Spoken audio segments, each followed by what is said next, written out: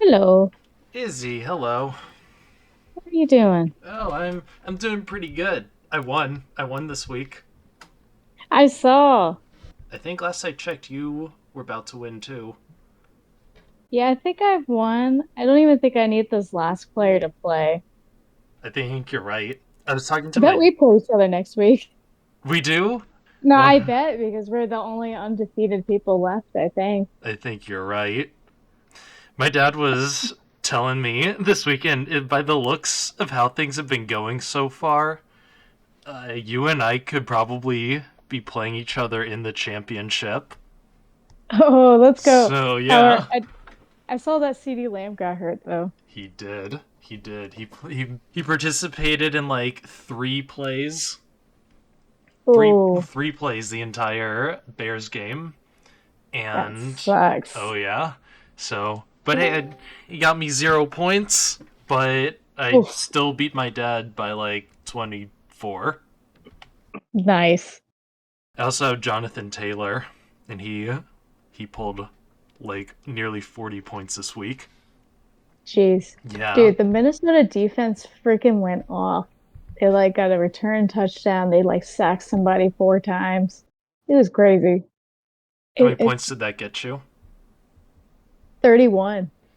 Wow. Okay. I know.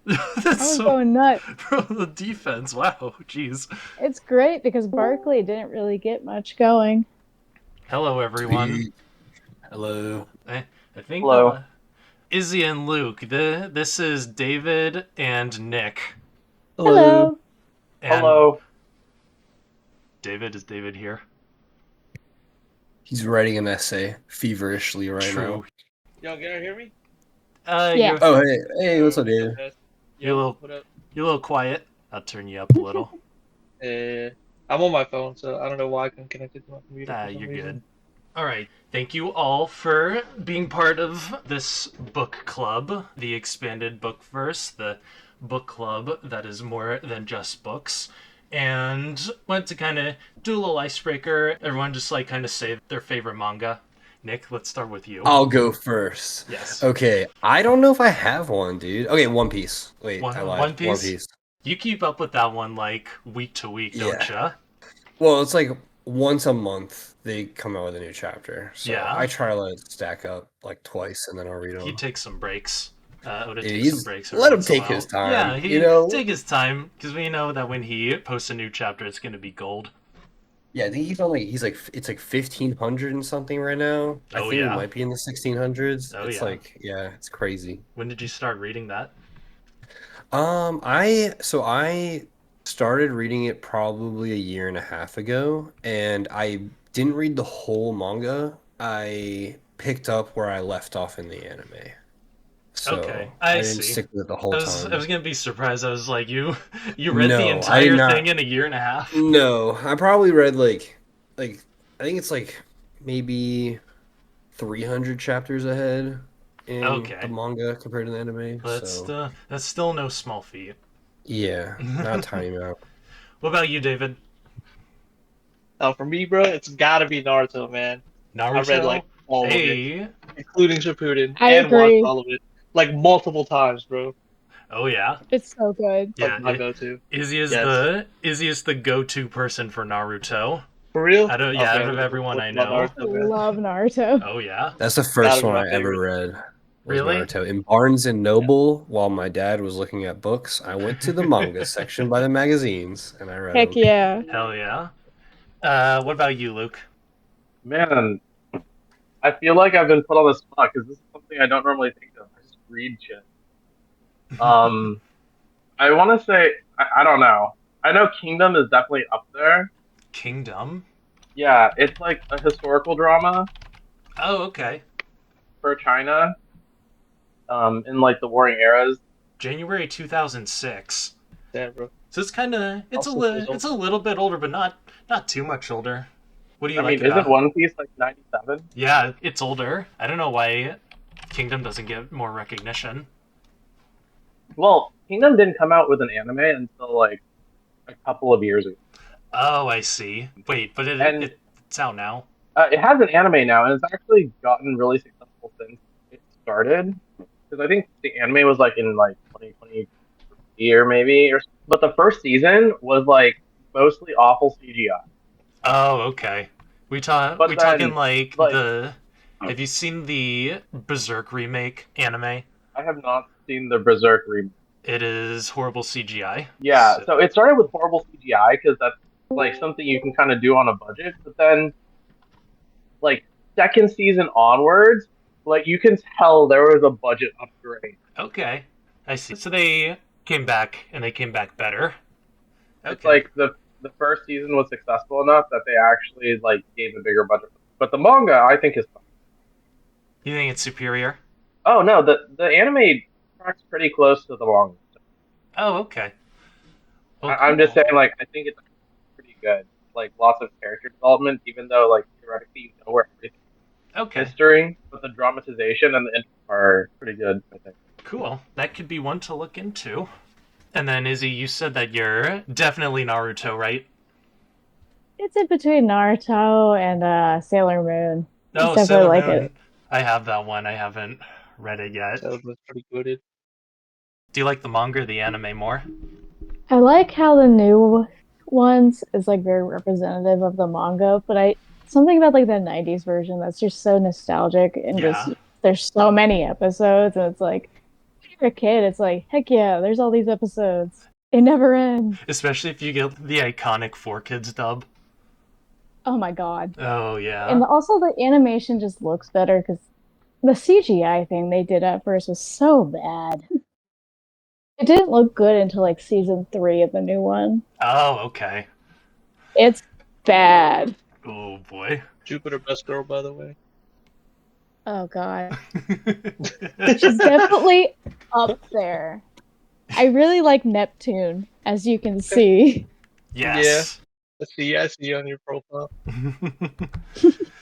Well, my favorite manga is the one that we're starting to talk about today, Tokyo Ghoul. It wasn't the first manga I ever started reading. It was the first one I think I ever finished. And I can't really pinpoint exactly why I like it so much. I just love how things play out. It's like dark, but it kind of starts off, kind of a lighthearted shonen. Like it's on the shonen app, but I think most people today consider it to be a seinen, which is more adult centric. It's about eating people. How is that? Exactly.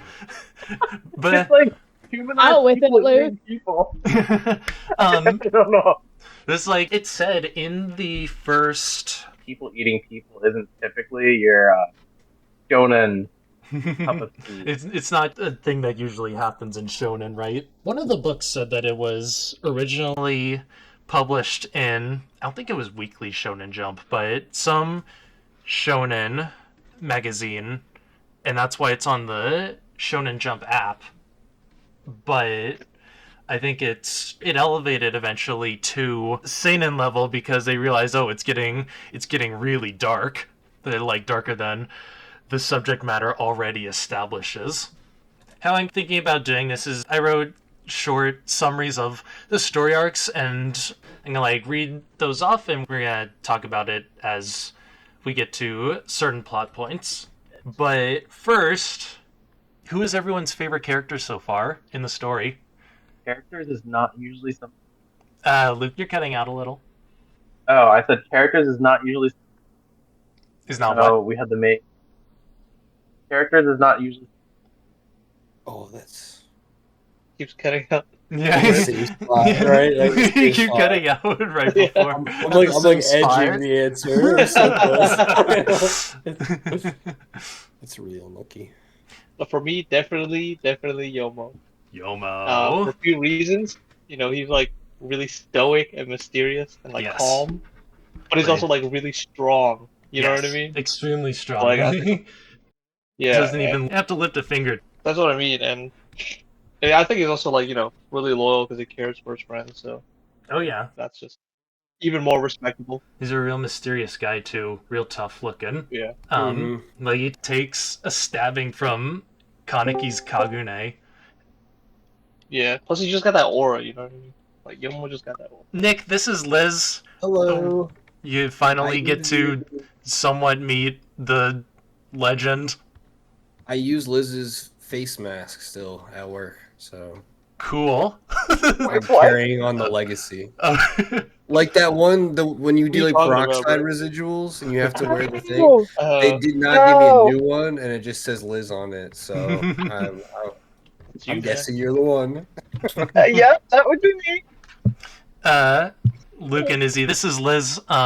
She used to. She actually. hello. She actually used to work above us. But yeah, Lizzy, Izzy, Lizzy. What's up? I've Hello. been I am waiting. unfortunately tragically embroiled in parenthood. That's So, that's I'm okay. so time is sorry. a rarity. So, Liz, do you have a favorite character in the manga so far with the 20 chapters that you've read? I don't. To be honest, I find a lot of the characters pretty one-dimensional. That's okay. It's okay to be I wrong think, yeah, a lot sometimes. of tropes. Like, a lot of the characters fit a lot of typical tropes. Oh my god, they all fit in a trope. Especially annoying. especially like Hide. Hide and Toka, right? Because Hide Oh, Hide's especially, cool, though. Hide is kind of cool. Toka is also cool. Hide is kind of like, the super peppy best friend character. No, you know who he reminds me of? Who's Ichigo's best friend in Bleach? Yo, Chad. No, not that one. The one that's always like super hyped up on sugar. Okay, acts like he's hyped up on the sugar, This is such a throwback for me. right? I Freaking haven't thought about Bleach. Bleach in years. Oh yeah, he's kind of like that, except maybe a little more likable.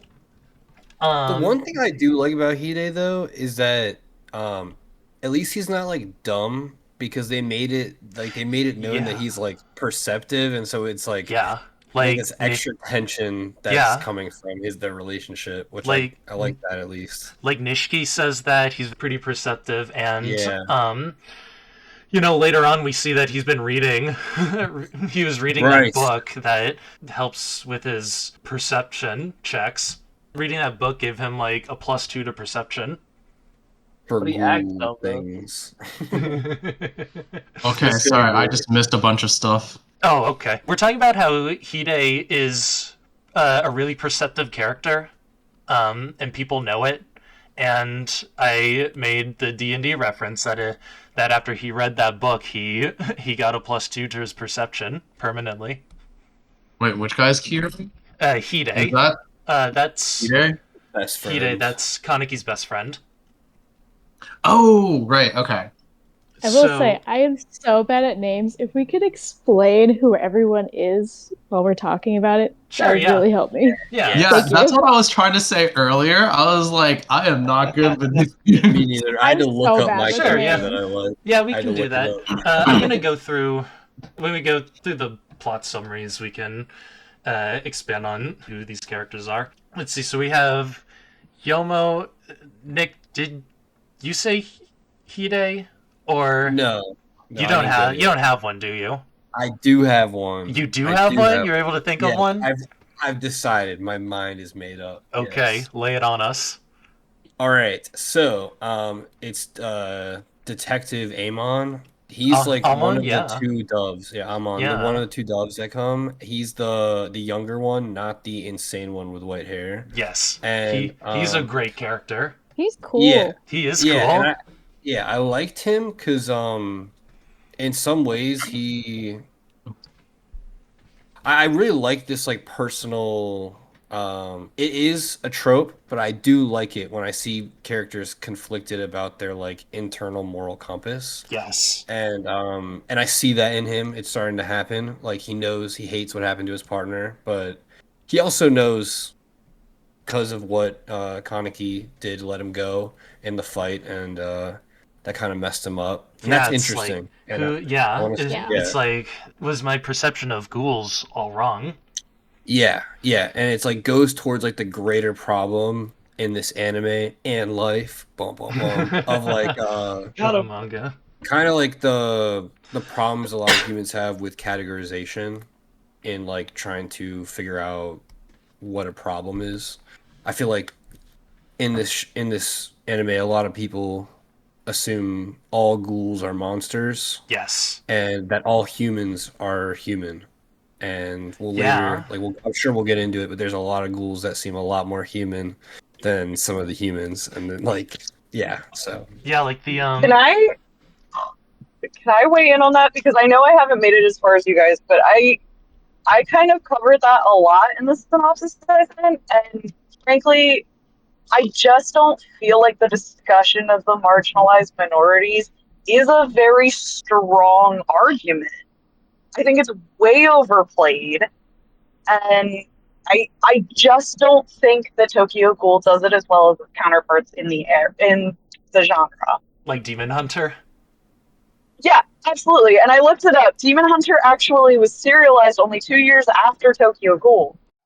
But Tokyo Ghoul got animated way before. So it absolutely took the market, but I don't think it plays it as well as Demon Hunter did. But do you think that Tokyo Ghoul could have laid the groundwork for Demon Hunter's success?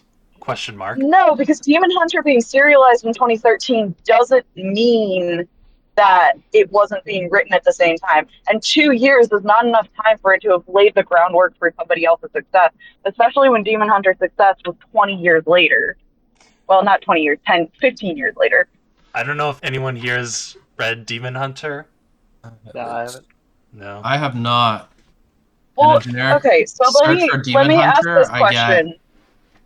Dance. Let me ask this question. Putting Demon Hunter aside because its relevancy is much more recent.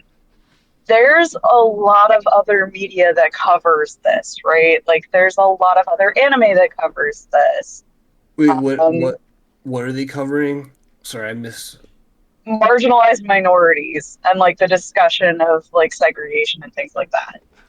Right? There's a lot of other media that covers that topic. It's been very prevalent in media for all ages, especially following World War II.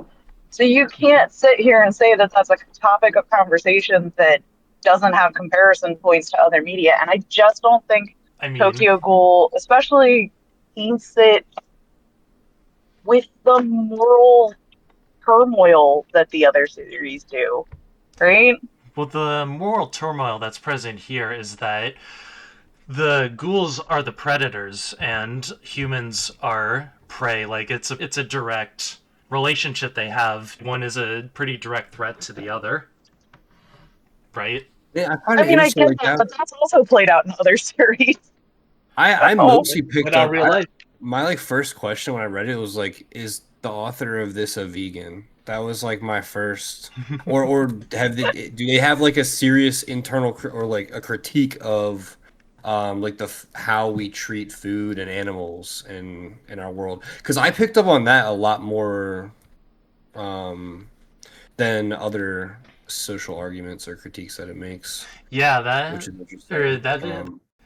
That's something that they point out pretty explicitly in the story. And Liz, there's a point that you hadn't gotten to yet, but the story kind of covers all of those aspects. It's what kind of makes it different. Like it does talk about the marginalization. Each side views the other as like a threat to their people, or certain people on each side sees the other as a threat. The threat in question on the ghoul side is that they view humans as a food source, much like how we view cows, pigs, and other animals, fish, as a food source. So I guess that's kind of how they do it a little differently. I mean, I get that, but so do all vampires. Like, they covered this in Twilight, too, right? Like, I think the issue I have with that conversation is by accepting this main character's newfound group in the ghouls as the villains, but not the villains, because you're vilifying victims, right? Even they recognize what they're doing is wrong. And so they find moral alternatives to deal with it through eating suicide victims. The alternative doesn't care. Humans don't care that they're looking for alternatives. In fact, the first ones that we see killed by the doves are people who are not people. What were you saying about the doves? Like the first one to do it was The first people, like the first ghouls that the doves kill, are people who aren't even killing people. Yes. But I think Who are the I first? like that though. Like I because I think the thing I really like about Tokyo Ghoul so far is that in this moral spectrum of like between the 2 points of like between the two perspectives of the ghouls to the humans and the humans to the ghouls, there's like such a rich gradient of all the in between areas. Like we see terrible ghouls who like it explicitly states in the manga like have lost value for life and become like these sadistic like I don't like they revel in it, right? And that's their coping way. The way to cope with it is by completely devaluing life. But then on the complete other hand, you see people like my second favorite, Mr. Yoshimura, the Hell guy yeah. that runs the cafe. What is it called? On Teku. Teika, Heck yeah, love him. right? Right? He's my favorite. I know he's so dope. Like you see someone that's probably done a lot of living. You know what I mean? We don't even get to see his eyes, so Yeah. he's probably seen some shit. And he's found like a middle road of like a as close to a pacifist lifestyle that isn't allowing yourself to die. And he genuinely cares about coexisting with humans. You know what I mean? And then I just like that. You see that whole gradation, and during that moment where those two kill the two people, it's really interesting because you get to see both sides. You get to see ghouls that were more human than any human, which was like Mrs. Fueguchi and Yes. Hinami, Yes. the mom and daughter. They are symbols of humanity, while being ghouls, and they're killed by symbols like what seem to be the most human humans, guys who are killing ghouls to defend humans. But one of them is explicitly even drawn to be a monster. Yeah, there's a quote I actually wrote down. If you had come quietly with us, you wouldn't have had to die on the streets. I would have taken my time dissecting you. Yeah, like this guy's a sicko, dude. And like Yeah. even in the anime when they're drawing him, when he's killing Mrs. Fueguchi, she's like trembling before him, and he is like sadistically drinking it in, and they draw him like in a frightening visage of this guy. Very Like, uncomfortable to look at. Yes. Yeah. Like on the page. Like the I way he hate looking at him. contorts, I'm kind of like, glad his he's. face. Yeah, Yeah. I totally agree. Sorry to cut you off. Nah, you're good. Wow. How about that single eye squint too? Yeah. Yeah. Creep, dude. And I like that. That's why I like that gradient and how they chose to have those two meet in the manga. I thought it was nice. Yes. Izzy, we got a little, I don't want to say sidetrack, but you said that Mr. Yoshimura is your favorite character? Yes. Yes. He's just so nice. He is really nice. Like he's probably willing to help. Is he the first nice school that we see in the story?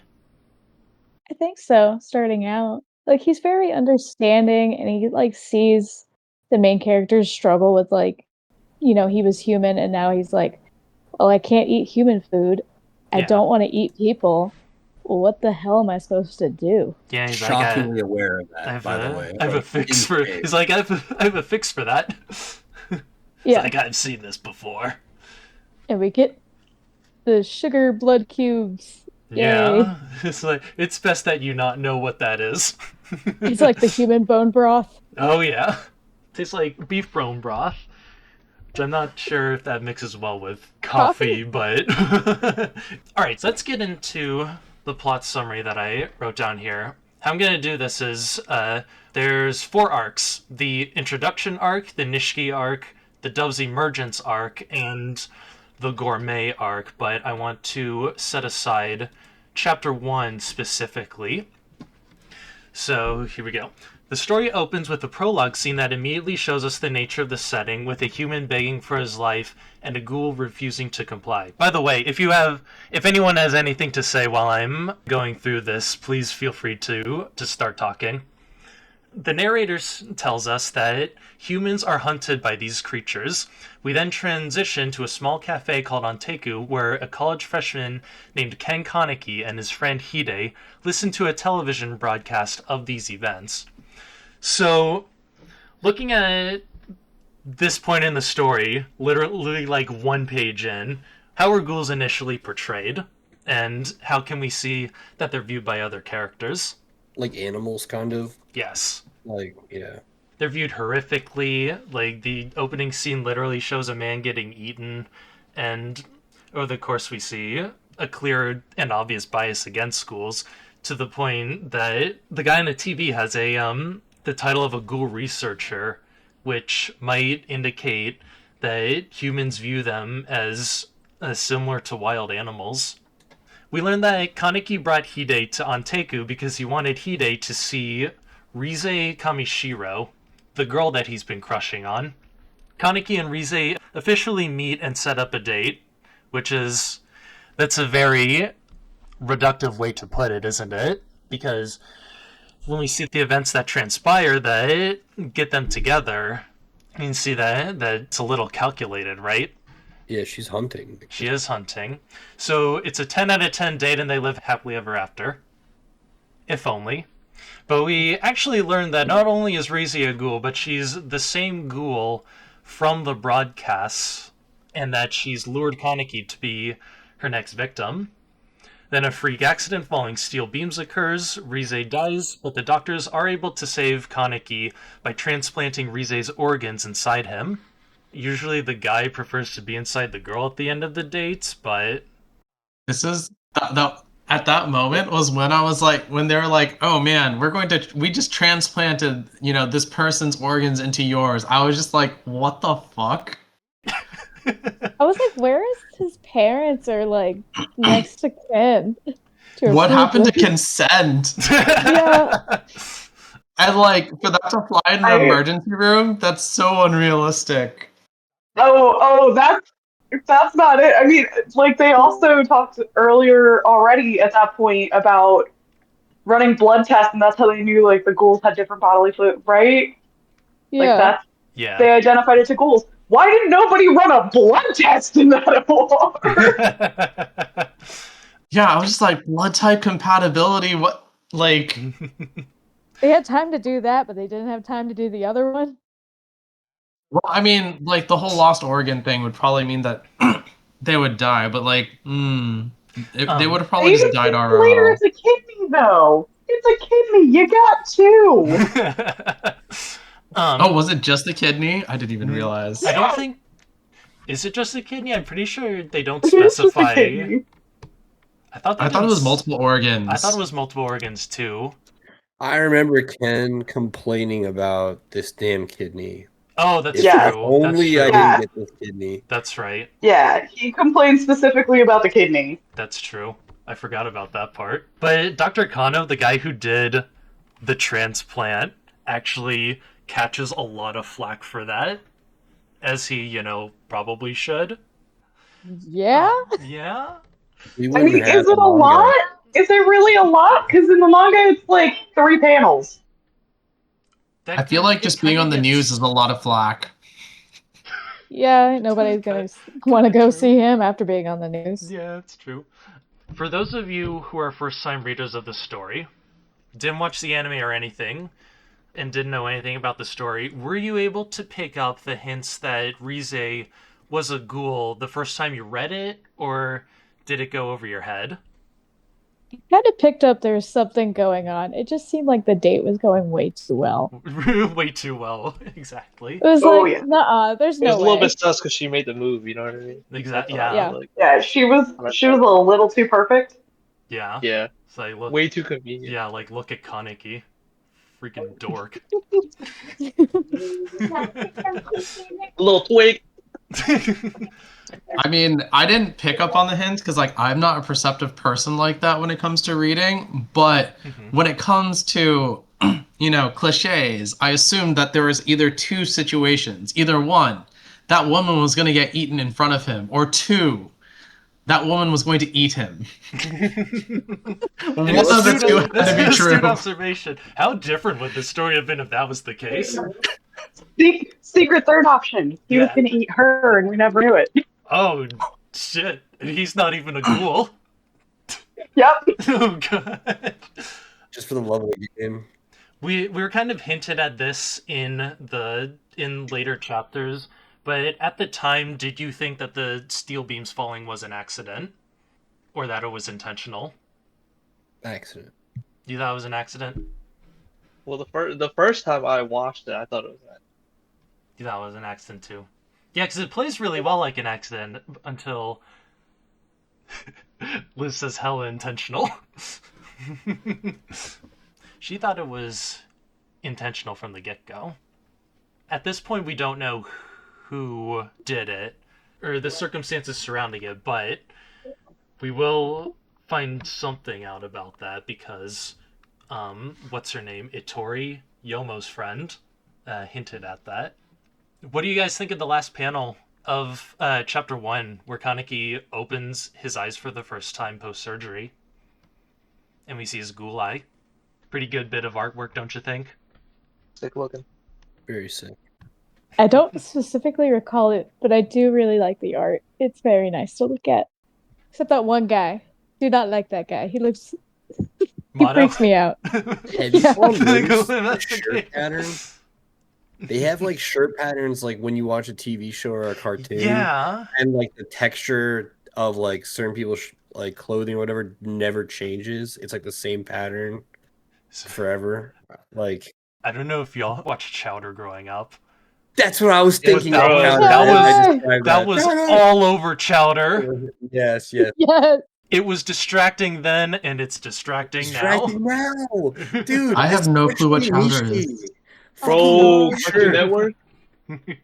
Schnitzel? Schnitzel? Dude, gotta watch Chowder. Luke, Chowder was a show on Cartoon Network in the early 2000s.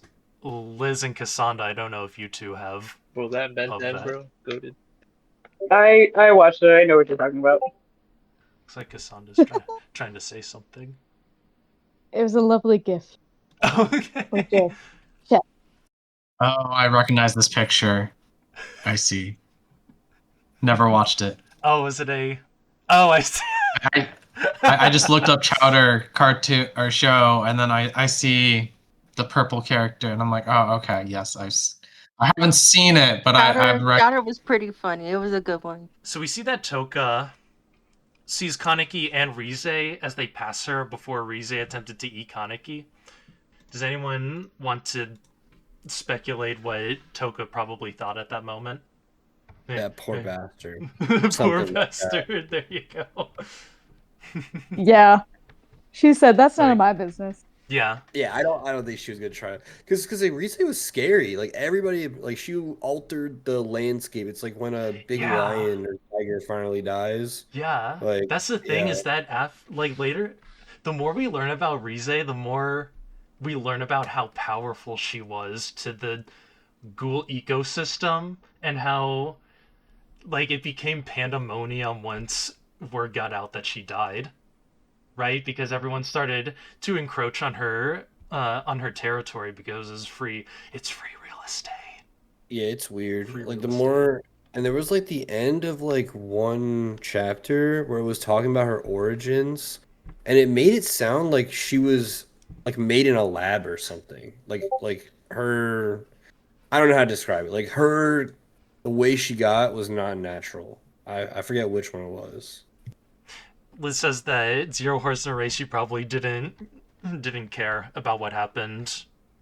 You think Toka caused the accident? Honestly, no. But it's either she had 0 horses in the race or all of them.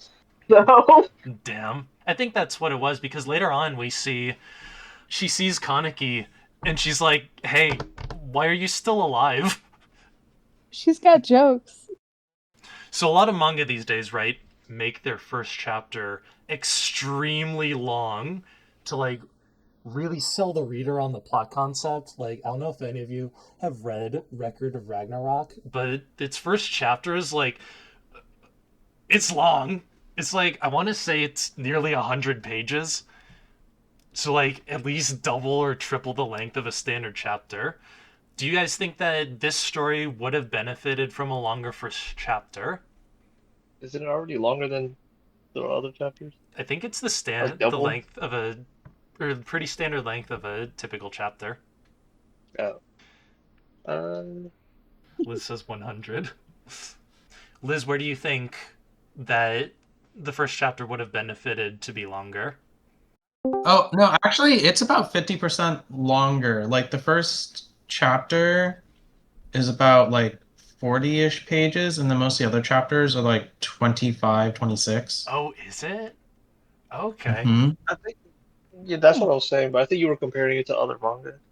Yeah, I mentioned Record of Ragnarok, which I guess I didn't notice it because maybe I just liked the story so much that it flew by. But Record of Ragnarok, I remember being extremely long. That first chapter. That's another good manga. Y'all should read sometime. They did it dirty with the anime. They did it so dirty. They did it dude. so dirty. Exactly, and that's why I'm reading it and not watching it. Are you talking about Record of Ragnarok still? Yes. Yeah. Yeah, okay. Yeah. So Kaneki seems to struggle post-surgery, particularly with food, and pieces together that the organ transplant caused him to turn into a ghoul, though he doesn't want to believe it at this point. Like he's in the denial stage, right? He learns that Toka is also a ghoul because she kind of sees her feeding and later asks her for her help, and she understandably says no because, let's face it, Kaneki is accidentally being kind of a dick in the way that he's describing how horrible it is to be a ghoul now. It's a little tone deaf there, bruh. Yes, let me ask for help by insulting you. Yeah, exactly. Liz says character building for Hide and Kaneki, we barely get to know their friendship, the impact of the events that follow. Well, we kind of learn about that later, but in like the typical manga anime flashback sequence, also doesn't really build the terror of ghouls very well to fit the idea of a psychological horror. Gross. I think I can see that. Like, before the scene changes to Onteku with Kaneki and Hide, we really only get one panel, or not one panel, one page of the dark nature of the environment. But then as we learn more about the world, we see how much darker it can be, and but also how much lighter it can be. So it's kind of like a preference of introducing these things outright versus slowly trickling them in throughout the course of the story. Wait, is Tokyo Ghoul psychological horror? Or have we not gotten to really to the psychological part yet? It's horror-esque kind of action, like just because of its Like, subject I get the matter. horror-esque action part. I don't know about the psychological part. I heard the tale of what happens in chapter 50, is what Liz says. I don't know what happened in chapter 50. We have I'm not. not that far yet. Yeah, we're not that far yet. But So in chapter 50, it becomes psychological? Is that... I don't really remember where all these events are in the manga. But Hmm. I definitely don't see it yet either, but I can definitely see it developing. oh, okay. Like I feel Like, like with Attack on Titan for me, oh my god. So I'm like waiting for it to happen, but I can see it happening. Oh yeah. What makes it a psychological horror? I'm not like familiar with the categories. A subgenre of horror fiction that focuses on unsettling the audience through a character's unstable mental, emotional, or psychological state rather than relying on physical threats or gore. Well, it has plenty of gore too, but yes, especially this next batch of chapters is going to dive deeper into the psychological realm because there are some torture aspects, and Yikes. we get to see inside Kaneki's mind during that, and that's kind of the basis of how the rest of the story plays out, because we can see that he's a different person after those things. After Toka turns Kaneki down, because he's being a jerk about it, unintentionally, Mr. Yoshimura, being the goat that he is, welcomes Kaneki in and gives him a package of human flesh. So Kaneki's despair and intense struggle with becoming a ghoul is reflective of society's stance on ghouls as a whole, that ghouls are monsters and humans are superior. What's your guys' take on this? It's kind of like a backwards thing, right? Humans see themselves as superior, but like knowing all the things that ghouls can do, it's kind of like an ignorance is bliss situation where if they knew, like, they view themselves as superior to ghouls, but are also terrified of them. It's like they're terrified of them because of the potential danger they have towards humans, right? Yeah, But which is interesting that humans tend to be the biggest danger to other humans. that's And true. it feels like even in this world, I would be curious to know the crime stats because I bet ghouls do less crime despite having to kill humans for food. Like I would be curious. It's like an They would probably interesting. Yeah, go ahead. they would probably be convicted of less crimes because they usually don't leave behind witnesses. Right. Yeah, That's true. That's Yeah, true. they have no problem getting rid of the body. that's true. It's like the body's gone. Or more people are getting away with it, and it's just like, oh, it was just a ghoul. It wasn't me. That's I'm a it. precious little human. But That's, honestly, also- like that's true. Like Weird okay, thought. What about like cannibalism, like humans, not just ghouls? Like, what's going on there? Are we just brushing that one under the rug? That's Like, the- it's just so man, that's the question, disgusting. isn't it? Dude, there's probably so many discords between cannibals and ghouls. Like, Yeah. It's like this is my Discord this wasn't is even my out that meal. day, No, bro. this is my Can't tell. meal. I mean, I cannibals guess are they one. don't need it.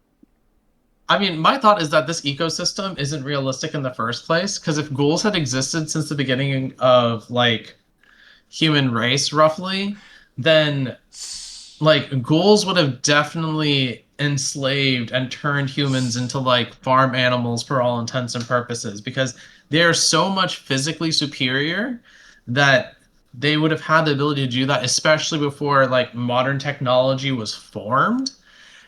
And yeah, and so I like the setting is a little bit off in that perspective. Like it's not realistic that human society would have advanced as quite as well. Do we know that ghouls have been around since as far back as humans did?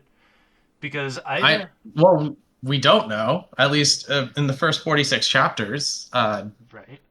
My perspective on it that is kind of like an X-Men situation where it's like for some people this is the next step in human evolution, which there's a lot of parallels you can draw to the X-Men here. This would be like a very radical mutation. Yeah.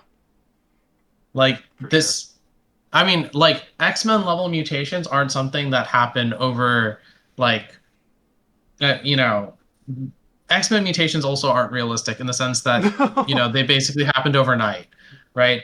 Yeah, as I have Evolution one this itself takes like thousands of years. Yes. Yes, it Uh, does. to with come to fruition. selective pressures too, not just like With- random cool ass shit happening over like, you know what I mean? You don't just Yeah. get fucking wings, dude. Like- That's not how it works. Yeah, like, you know how long the ghouls would probably have had to evolve from humans to develop their Kagune to the point that they can use them as weapons like they do? Like tens of millions of years. Yeah. That's the question really, is the speculation of how long ghouls have been around in this world. Yeah. An X-Men situation wouldn't be realistic. It would be more realistic if someone created ghouls. They were created. As like kind of a dark experiment. You know what it always is? They want to live longer, and they made ghouls. That's what like they injected themselves with some weird thing, some Morbius plot all over. Okay, it. do they live longer? I don't know. You're right. I don't believe they live longer. Yeah, So that was a I think I texted that to you, and I was like, yeah, that was a question that Izzy had. Did you get the impression that ghouls lived longer? I think so. Yes, that's why. Like halfway through, I was like, wait. Like when we started getting a little bit more sympathetic towards ghouls, Yeah. it was kind of like, do they actually live longer, or are they a lot more human than we think? I would think I yes think- because of the regen.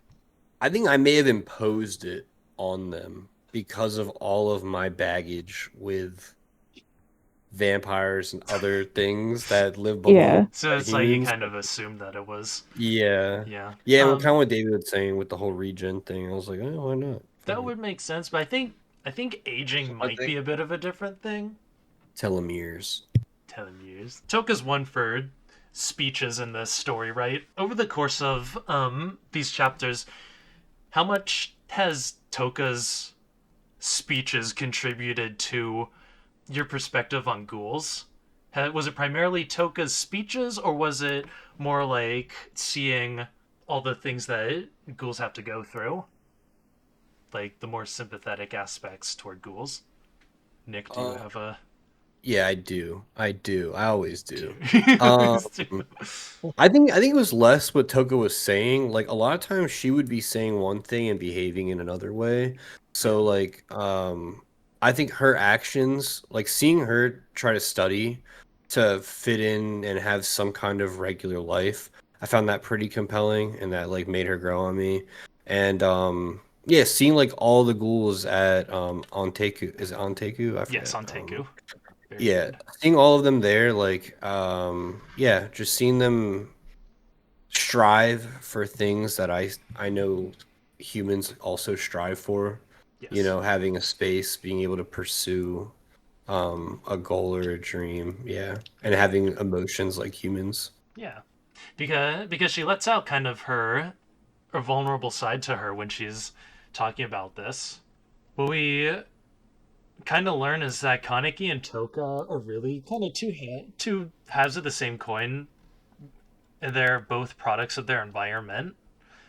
Like everyone kind of in this story, well, a lot of people in this story are products of their environment, but the difference is that Kaneki is now the one person that's experienced both worlds.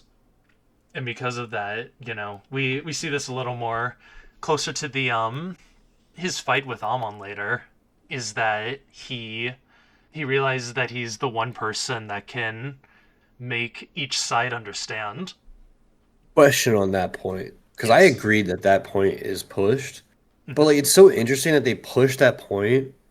And then, not to skip ahead, but like the following chapter, it then they bring in Nishiki's girlfriend as a character, Yes. or Kimmy. and it's like, and she proves that you don't have to be on a part of both sides to make to strive for understanding. You Yes. know what I mean? Yeah. Like they do that a lot. Like they'll give you like a worldview or like you know what I mean? Like a standpoint, and Hmm. then they'll immediately break that or show like a deeper level of detail and gradation, you know? I Yeah. think that's interesting. I Yeah. see that happening a lot.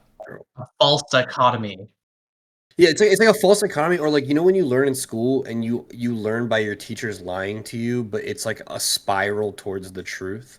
You know what I mean? Like that's what it gives me the vibe of. Like Okay. you don't ever learn in chemistry in middle school what actually goes on in chemistry. You told a lie that moves you a little bit closer in the direction of the truth. And Yeah. that's what this feels like. You Yeah. know what I mean? Which we have one, two, three, like four chem majors in this Oh my in, god. in this Hey. chat. Yeah. Damn, bro, it's okay. Yeah. It's like in Gen Chem when they teach you everything, and then pretty much every class after that is teaching you all the exceptions to the rules. Yeah, yeah. They're Yeah. like, oh, this can have this many bonds, and then inorganic, it's like it just kind of matters how big it is. You can fit a lot of stuff around it. Like it's like, oh, okay. Depending on the vibes, It's literally. totally vibes based. Since you brought up Kimmy is a very self-aware character, right? Shockingly Like self-aware, like how meta quickly she even. reaches that conclusion. Yeah, Yes, yeah. like I have a quote from her. If I had been born a ghoul, I think I would have killed people. I just happened to be born human. That's the only reason why I'm allowed to live a moral life. But dude, it happens so quickly when Yeah. finding out he's a ghoul. Yeah, Like because that's she crazy. To not yeah. be overwhelmed by disgust or like some immediate emotional reaction and immediate like that's like in you know what I mean, Yeah. zen as fuck. It's like So that's the power of love, man. I mean, But well, not even necessarily of love, but yeah. just like indiscrimination kind of categorizations in general, right? The people who make the difference Mhm.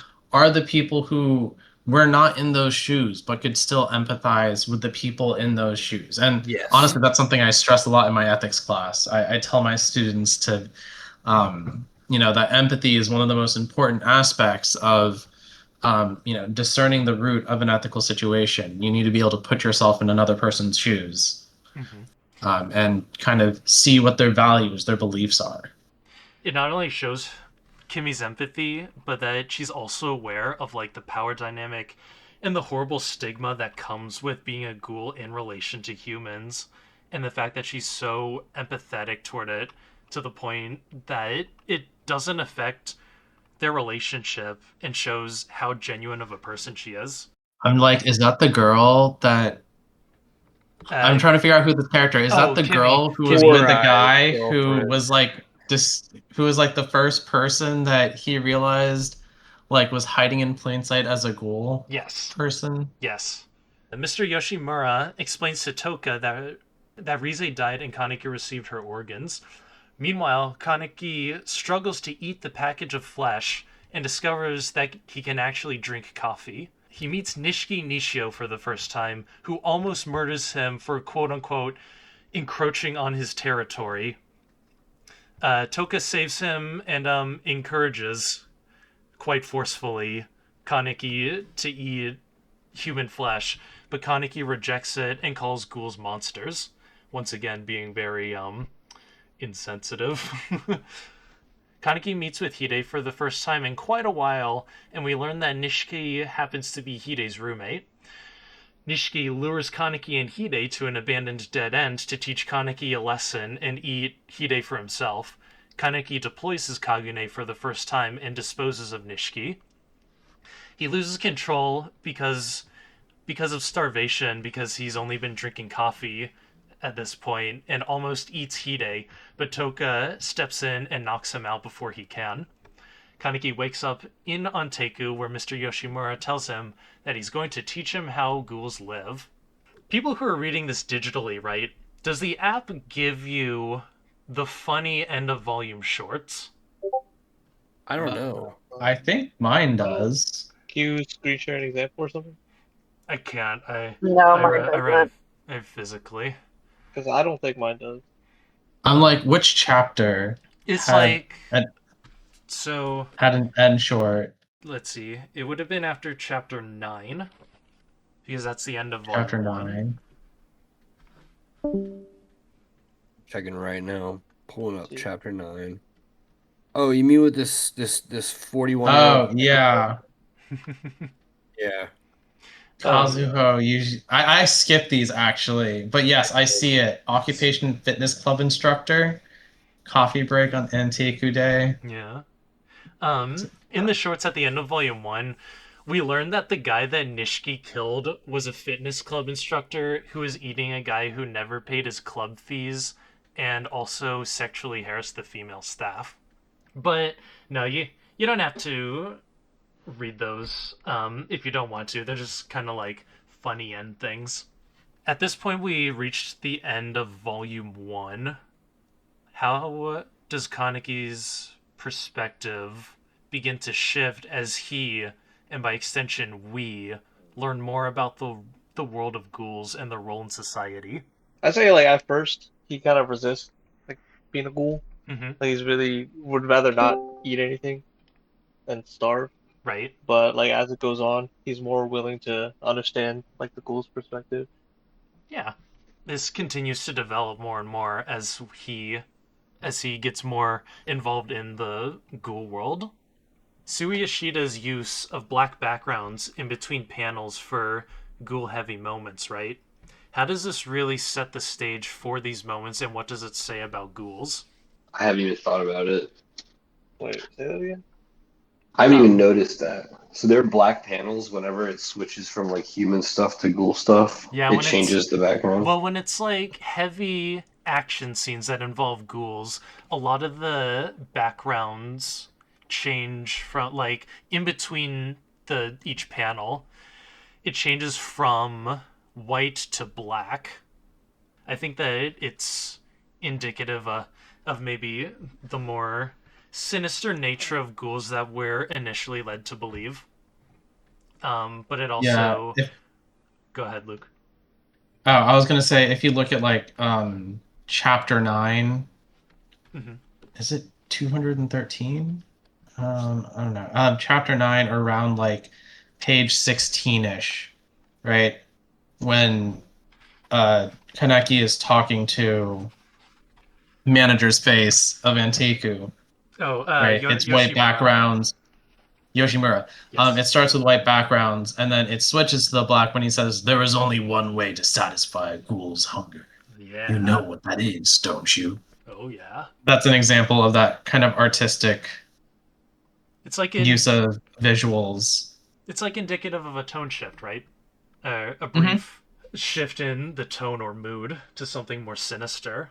I think that's what Ishida's trying to say, is that at this point, at least, we're still supposed to view ghouls as more sinister, but it's also kind of like separates humans from ghouls, as humans being like white, as in like in Japanese culture specifically, white is indicative of purity. I mean, that's the case across a lot of cultures, but especially Japanese culture puts an emphasis on it. Well, it's also like ghoul business in general is relegated to the shadows too. You know what I Yeah, mean? Like everything about it is just there. dark. This is the point in which we learn more about exactly what Hide means to Kaneki. Don't we see how they first met in the fight against Nishiki? Yeah, there's like an elementary school scene, I think, Yeah. that I recall. So So there's a little bit of build up there. he's like Hide's pet introvert. I kind of like the shot of Kaneki at the end of chapter 8. Right after flashback no jutsu. Yeah, right after flashback in Nojutsu, where his head is like turned up. Y'all are gonna see over the course of the story that Ishida kind of likes that angle. Same issue Michael Bay has, you know, loves giant explosions, and it's kind of okay because they are. It's his thing.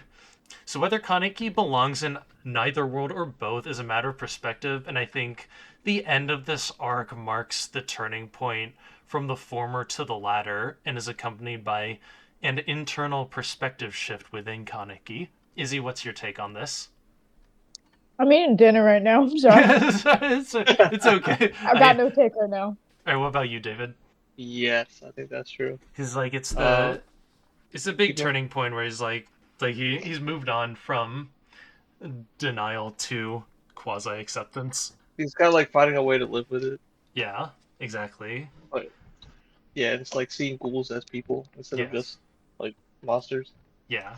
What I think is interesting is it's not a transition from a human to a ghoul, but the transition you're talking about of accepting that he might be a little bit of both. Yes. And Exactly. but he, you know what I mean. It seems like he's trying to preserve his humanity too. It's just that he has this other side to himself that he hasn't explored yet, whereas he kind of has the human side. So I think that's interesting. Yes. Izzy says definitely on the seeing a big shift in his character and becoming sympathetic. Yes. And I think especially at the end of maybe start to accept himself by wanting to help others. Yeah. And we see more of his helping others, especially during the Almond fight, right? Like when we see the death of Ryoko at the hands of Mado, he feels a lot of guilt in himself for that, right? And that coalesces in the fight with Almond. He's like, I don't want to stand by anymore. I want to actually do something. It's like the classic, I'm not going to run away anymore. So from here, we move on to the Dove's Emergence Arc, which is the big arc where a lot of things happen. Kaneki begins working at Anteku in exchange for Mr. Yoshimura's tutelage. He explains to Kaneki that their patrons are primarily ghouls as a sort of haven to escape from the outside world. He also informs Kaneki to inform him of anyone that walks in with a briefcase or a suitcase, but didn't explain further at the time. We see Hide for the first time since the previous incident with Nishiki, looking healthy. Toka warns Kaneki that if Hide ever found out that they're ghouls or about Onteku's secret, she'll kill Hide. So how does our perception of Toka change as we start to especially get to know her better? Like, do we see any underlying trauma there with her being so careful about remaining hidden as ghouls? Definitely. There just definitely seems to be like an underlining trauma with that fear with needing to end anyone who finds out their Yeah. identities. She We don't gives know what that trauma is quite yet, right?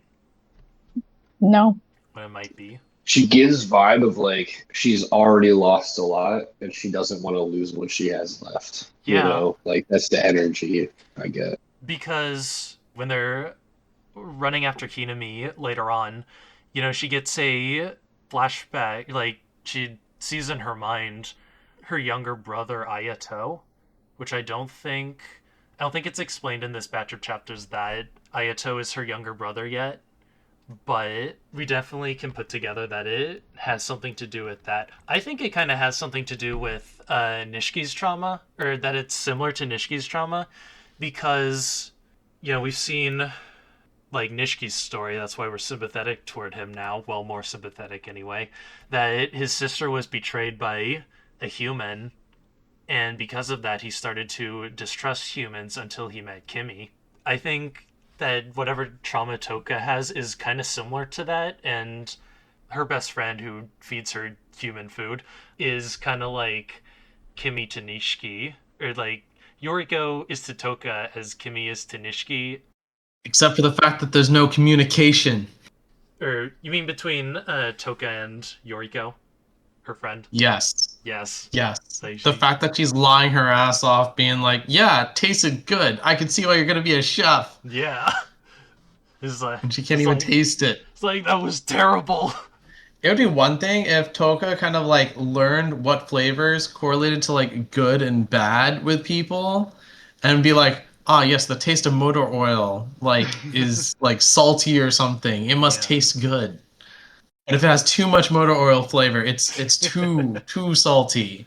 Yeah, so Yoriko kind of picks up on that, right? Later on, after Toka eats some of her food, she's like, you always say that, but she believes it in a way that she thinks, her friend's just being nice. It's like, oh, you don't really mean that. Tongue in cheek. So, Mr. Yoshimura teaches Kaneki how to believably eat human food without tasting it. And we also meet Ryoko Fueguchi and her daughter Hinami, both of whom are regulars at Onteku. We learn that Ryoko's husband was killed by ghoul investigators recently, and that neither she nor their daughter are capable of obtaining meat on their own, so they buy it from Mr. Yoshimura.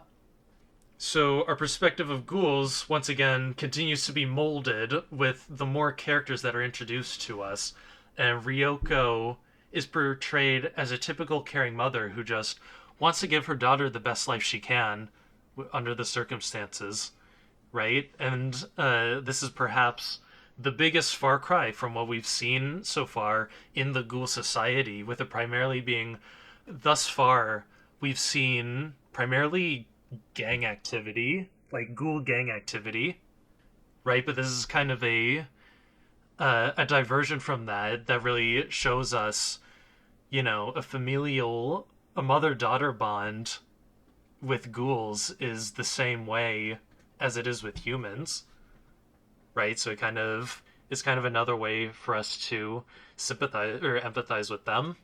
Yeah, I think it's super interesting, and I think that's why the author chose to use them as symbols of humanity and ghouls. Like, it's really compelling to see, you know what I mean, a mother and a daughter, or just family, like parent and child.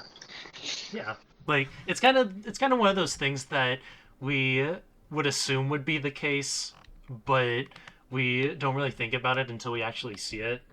We're then introduced to investigators Kotaro Amon and Kurio Mado as they easily defend themselves from an attacking ghoul. They kill said ghoul, but we don't know how just yet. Obviously, the scene shows how these investigators are not to be taken lightly, and that they hold contempt for ghouls and also see them as less than human. I mean, yes, they're portrayed in a very human light, but their screen time is limited, so it's hard to draw connections. It is kind of limited, especially because Ryoko dies pretty soon after they're first introduced to, to make us feel bad for Hinami.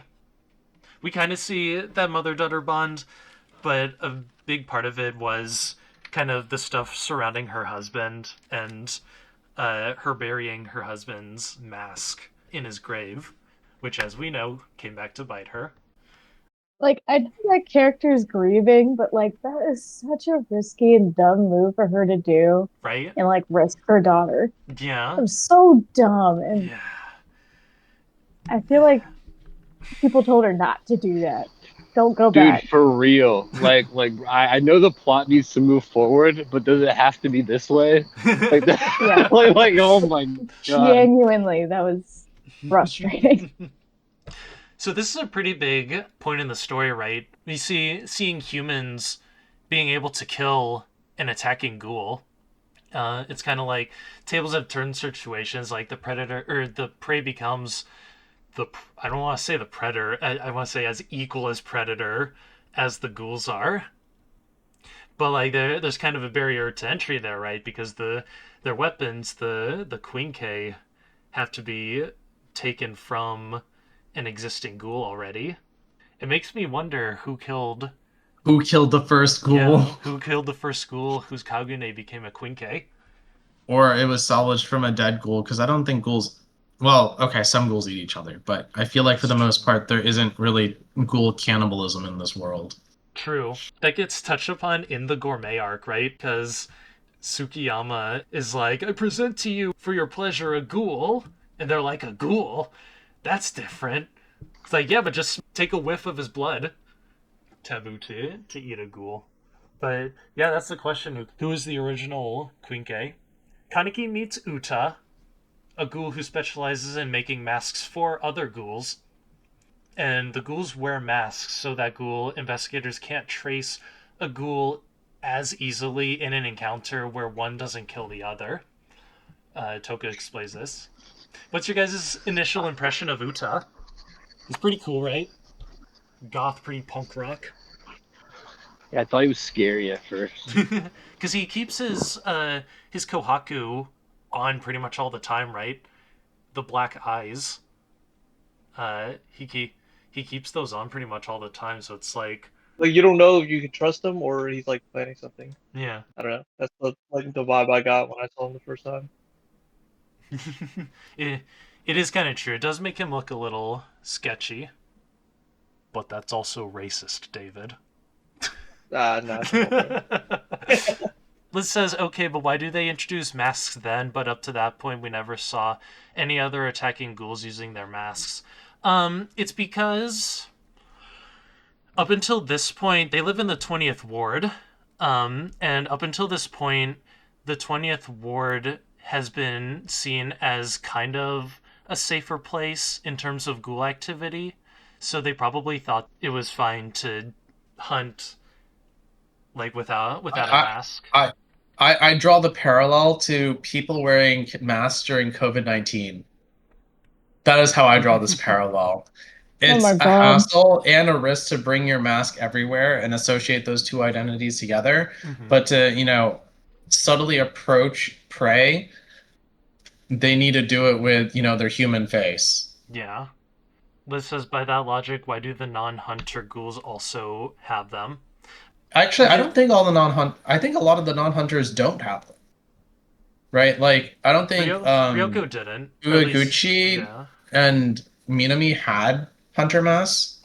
Hinami.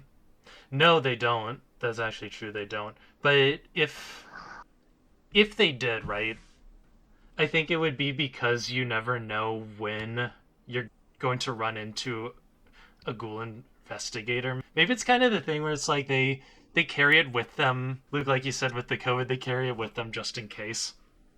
But a lot of people didn't wear their masks too. It's like, except for places that required them. So I think it's kind of like that. The one that Uda made for Kaneki was full leather. It was So full leather. if It is full leather. If you thought those masks during COVID were hard to breathe through, I can't imagine what that's like, dude. I don't know. I don't know if that's easier or. Well, no, but it had a mouth hole. No, that's so he fake. could like zipper it. No, it is a zipper. It's a zipper. He opens it. He opens it to. Oh, to take a bite. Yeah. Right.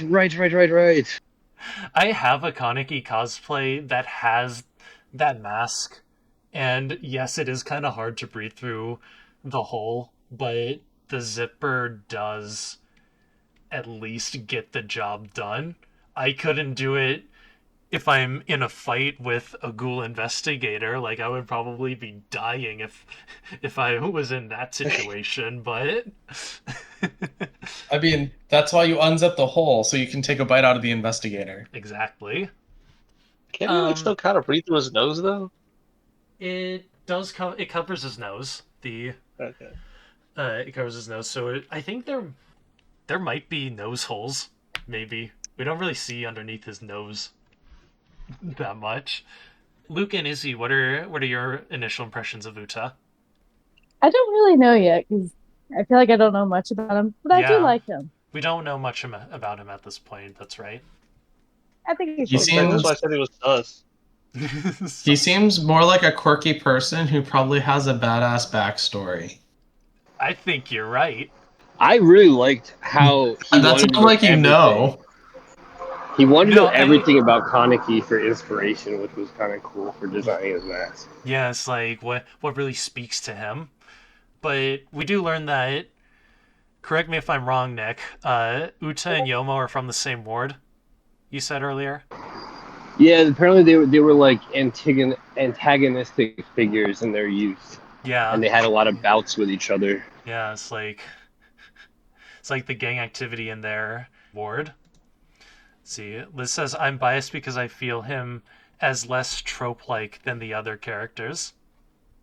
You're talking about Uta? Yeah, so he doesn't like fit the mold. He doesn't as readily fit into other tropes. Yeah. So do you find him, Liz, more interesting because of that? While she's typing that. Oh, she just says yes. Cool. Awesome. So sometime later, Yomo takes Kaneki to gather meat, and here we learn of one of Onteku's alternatives to killing humans themselves, which is to visit common suicide spots and retrieve the bodies from there. So what's your guys' take on the morality of this tactic? Is it a lesser of two evils situation, do you think? I think so. I mean, hey, free meal. They didn't want to live anyways. Free meal is wild. Compared to killing someone who wants to live, yes, this is definitely preferable, I feel like. Oh. Sorry, Andrew's looking at me like, what the hell? Anything to say without context. David, what do you think? I'm not sure. I think it could still be viewed as problematic still. Yeah. Because like it's still, I guess, eating someone. I don't know. Well, I don't know how to say it. Human perspective. He's not like, I guess he's still innocent. They're still innocent. Yeah. It's Even though they killed themselves. They're making it less morally bad, I guess, because at least they're not the ones doing the killing. Yeah. When they're on this outing, they also run into Ryoko, who was out late burying her husband's mask in his grave, which I think we all agreed was a it's a bad decision. Like, sentimental. It was dumb, but literary device. Yeah, she was burying the MacGuffin mask. So yes, this comes back to bite her, because Investigator Amon, being an absolute Chad, ends up unearthing it late at night after being told that she was spotted wandering around the area. So, wait, really quick before we move on, can I make one observation about Yomu really quick? I thought it was sick. Yeah, Yomo. Sick characterization that he still prayed for the dead bodies and honored them. Yeah. Kind of like how hunters do when they get a meal. I don't know, some do. Like they thank the animal and they try to honor it by using every piece of it and not being wasteful. You know? I don't know. That's especially something that was the case in, I think, older Native American tribes, where it's like they try to use every piece of the animal that they hunt. Yomo praying for the dead bodies, that kind of, it's really funny to say humanizes in this context, but yes, it humanizes him. What's your guys' take on Amona as a character at this point in the story, especially after getting his little speech about how the CCG is the standard for morality and justice? Was Amon the one who dug up the mask? I thought it was some other dude. No, it was Amon. He was like, I'm not just gonna stand idly by while we pretty much have this in our hands.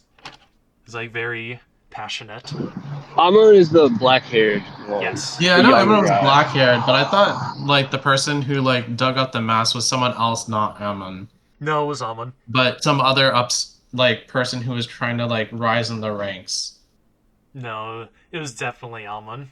Oh, okay. It's okay. They have a lot of like, we meet like what, 4 investigators throughout this story so far. But what's your guys' take on him so far? I would say he's pretty absolute in his like worldview. Yes. Like he sees ghouls as strictly like the bad people, and then he wants to protect humanity. Yeah, he says over and over, "This world is wrong." Like that's like a mantra for him at this point, but that's why his fight later with Kaneki is so impactful, because it's a clashing of ideals.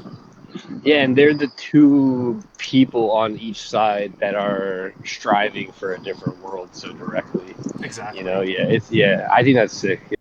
And I would especially say like the old guy, the crazy one. Yamato. He kind of just like kills ghouls for the sake of killing ghouls. Oh yeah. It kind of like dehumanizes them. And I think like Anon is like close to that right now. Yeah. I will say I've seen this trope many times, but I like it every single time I see it. You know, like yeah, it's pretty common. I feel like it's a pretty close parallel to L and Light from Death Note, because he, much like them, believes that his position and actions are the most just. But the difference here is that from the audience's perspective, Death Note is more black and white, with L being pretty objectively the good guy and Light being pretty objectively the bad guy. Whereas here it's more gray. They're both good and bad people on both sides.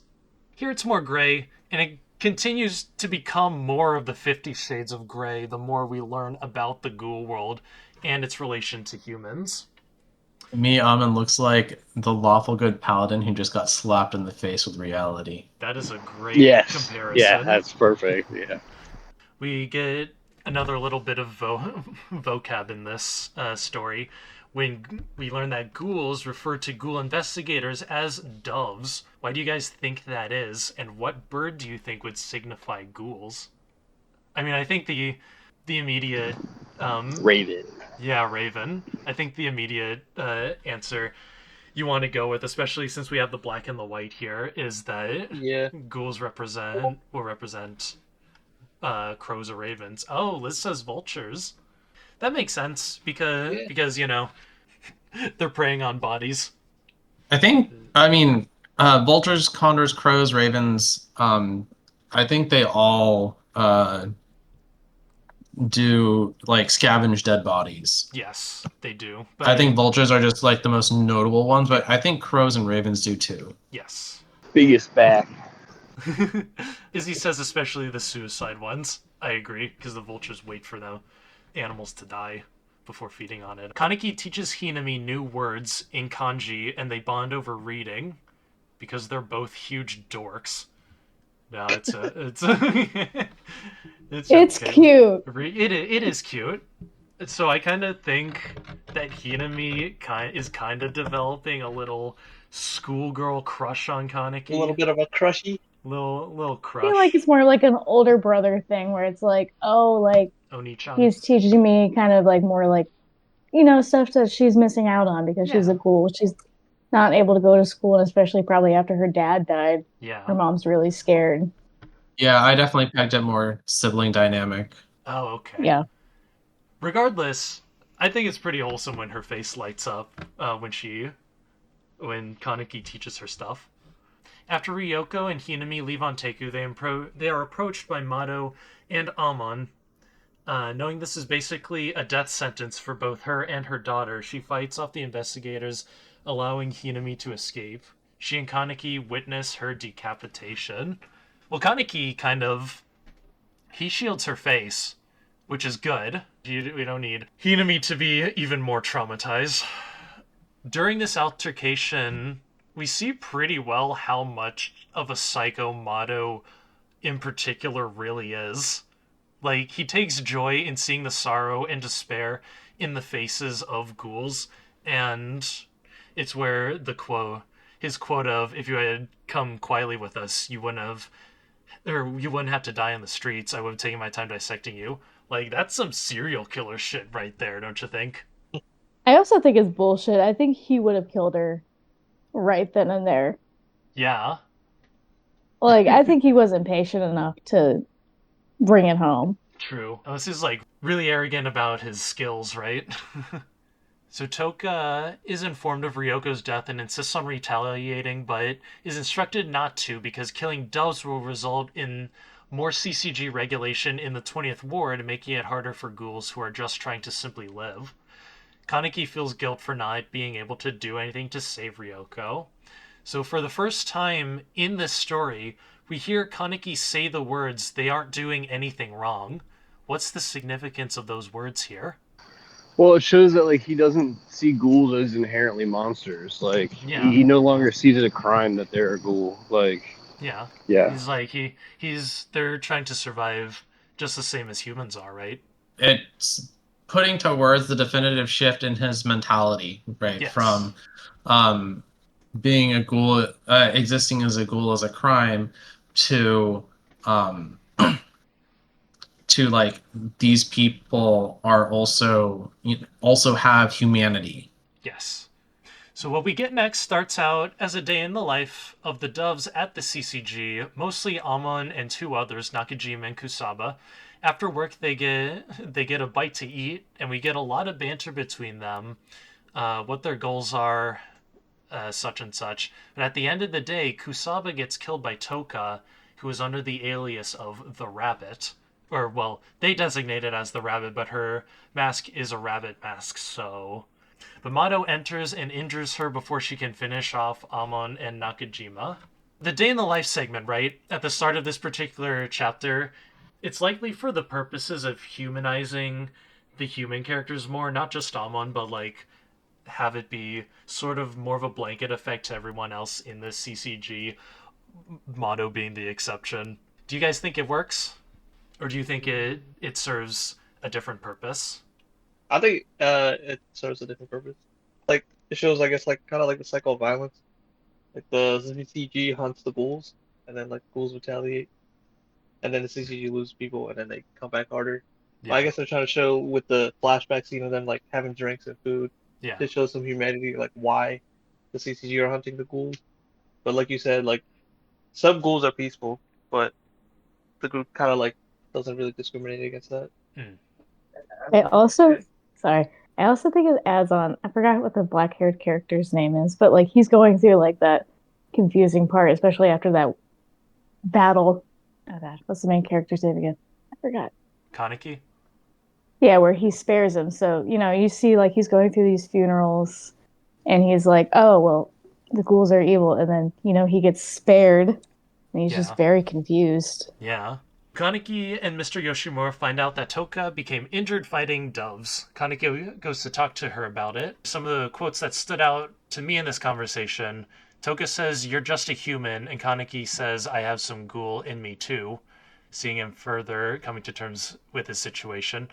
Toka says, "I know some humans are friendly." This, as we know now, is in reference to her friend that keeps giving her human food, but we don't know about her at this point. And then Toka's reaction in particular when Kaneki says, "If you died, I'd be sad."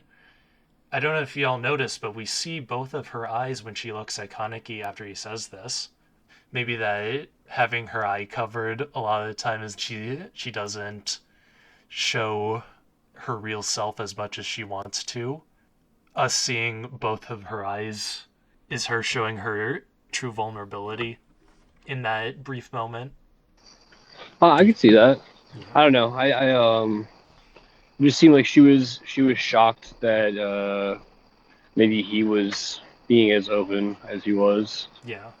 Kaneki asks Toka to teach him how to use his Kagane at will because he's tired of being helpless. She agrees and does so by beating the shit out of him before his body uses it instinctively. She further agrees to teach him how to fight close combat. Uta shows up, and we see our very first shot of Kaneki in his famous mask. What do we think of the mask? I like what's-his-face's name's reasoning for creating the mask the way it was. With the eye patch? Of having the other eye revealed. Yeah. So yeah, you can see that it's a ghoul, like having the ghoul eye. Izzy, do you agree that the mask is awesome? I think it's cool. However, I'm like so in his kind of like human cosplay form. He has like the eye patch, but when he has the other mask on, it's like the other side. I'm like, he's never seeing out of both a eyes. little obvious. It's like, the duality of man. Like, come on, the dub's got to make a connection. It's just a little. Don't like the dudes that are beating up Nishiki later. Don't they like notice that? It's like, hey, he's wearing an eye patch. He's probably the eye patch ghoul that beat up the investigators. I did not notice that, but if so, it's so obvious. Well, I mean, to people who are in the ghoul population itself, it's probably obvious because you're not going to have very many ghouls that are going to be one-eyed or covering one eye like that. But in the human population, there's many reasons why people might be covering one of their eyes, whether it's light sensitivity, whether it's because they have an eye infection, they need it covered. They could have just recently gotten an injury. Lazy eye. That's true. Yeah, lazy eye. Yeah, it could, eye surgery, and it needs time to recover. Like, there's plenty of reasons. True. This is like plausible deniability. I guess. Toka continues to train Kaneki, and they visit the CCG in disguise as high school students with the intention of stalling Mado and Amon's investigation by giving them false information. On their way out, however, Toka accidentally bumps into Mado. Upon learning from the receptionist that they were there to provide information on his case, and seeing Toka act so nervously upon coming face to face with them, Mado gains the suspicion that she is, if not the rabbit, at least a ghoul, and believes that they are both ghouls. To prove it, he insists that they come further back into the building with him and pulls Kaneki through a sensor that detects the high RC count in a ghoul's blood. The alarm does not blare, however, for we learn that Kaneki's RC count is conveniently still closer to a human's. It is very, very lucky on his part. Kaneki and Toka are able to escape under the pretense that they have cram school. The CCG holds a memorial service for Kusakaba. Amon observes that Nakajima is taking the death particularly hard and tries to cheer him up by insisting that Nakajima buy him lunch sometime, just like Kusaba did, which plays out a lot more wholesomely than I probably make it sound here. It's like, hey, your partner just died, buy me lunch. It'll make you feel better. Trust. I don't know if you ever played like Sims, but like sometimes you'll get like a random message that's like, hey, you'll feel better if you give me $1. And like if you do it, the sim will actually be happy because of it. It's so stupid. Liz plays Sims. She probably knows exactly what you're talking about. That's what it makes me think of. So I feel like the more we learn about Amon and the position that he's in, the more we sympathize with his stance on the matter. Like, after all, he's only doing what he views to be the right thing, which is something I'm sure we can all relate to. Like, this world is showing us more and more that there are both good and bad people on both sides. Hinami practices reading with a newspaper and learns that a dove was killed. She easily puts together that Toka did it and runs away from Monteku. She thinks that the doves will think that she killed Kusaba and believes that the only way for her to survive is to keep running. Toka and Kaneki learn that Hinami ran away and go chasing after her. Toka rushes way ahead because she's really fast and also sees a brief memory of her younger brother Ayato. She finds Hinami, who is attracted by the smell of her mother's hand, which was left as bait by Mado. Toka assures Hinami that she won't let the investigators kill her. A quote that stands out here to me is, "I don't know if ghouls are allowed to live either, but there has to be a reason we exist." It's kind of like an identity crisis situation, right? It's like, why do ghouls exist at all? Like I said before, I speculated that it could be an X-Men situation, or it could also just be nature's cruel way of implementing some kind of population control. Or, could be the science experiment. Or the science experiment, that's also true. I'm guessing it's not, because, Kai, you've read this through already, so you already know the ending. So I'm guessing it's not a scientist situation. Here's the thing, right? It's been years since I last read this. So I don't really remember anything. I do remember some science experiments. Oh my god. But we'll learn about those later. Izzy, your Thanos comment, I'm like, what if instead of Thanos snapping and half the population being gone, Thanos snaps and then like half the population effectively becomes cannibalistic? Oh my god. Exactly. Ghouls. It's like, there's just not enough food supply. So what if you eat each other? Oh. I guess it's one way to get through the problem. Yeah, that way Thanos wouldn't have to kill everyone. They kill each other. Jesus. Like redistribution of food. Yeah. Toka calls Kaneki to tell him that she found Hinami, but gets cut off when Mado shows up with a sinister grin. Meanwhile, Kaneki overhears Amon talking on the phone with Mado and confronts him to buy Toka and Hinami time. Kaneki and Amon begin to fight, and we learn that the briefcase that doves carry around are actually the weapons that they use against ghouls, known as quinkes.